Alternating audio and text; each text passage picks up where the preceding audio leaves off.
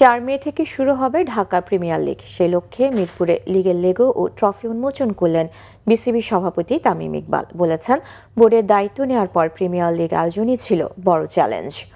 সবচেয়ে বেশি ক্রিকেটারের প্রতিনিধিত্ব থাকায় এবং তাদের প্রধান আয়ের এই লিগকে ঘরোয়া ক্রিকেটে ইকোসিস্টেমের খুব গুরুত্বপূর্ণ আসর হিসেবে চিহ্নিত করেছেন তামিম ইকবাল। 10টি দল নিয়ে শুরু হচ্ছে এই লিগ। সিঙ্গেল লিগ পদ্ধতিতে হবে এই আসর। তবে লিগে রেলিগেশন পর্ব না থাকলেও পয়েন্ট টেবিলে সর্বনিম্ন 2টি দল প্রথম বিভাগে অবনমিত হবে।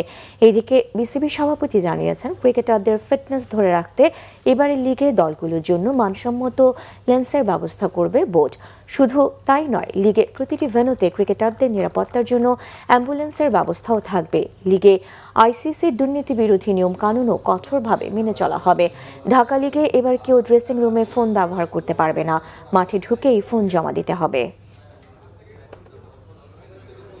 সুযোগ সুবিধা অবশ্যই আমাদের তরফ থেকে দিব, বাট অ্যাজ ক্রিকেট বোর্ড যে এই টাকাগুলো আমরা কিভাবে করে রিকভার করব, কিভাবে করে আমাদের রেভিনিউ বাড়াবো, এটা আমাদের দায়িত্ব। হ্যাঁ, আপনি যদি লাস্ট ইয়ারের থেকে কম্পেয়ার করেন, এক্সপেন্সেস বেড়েছে, নো ডাউট, বাট আমার জন্য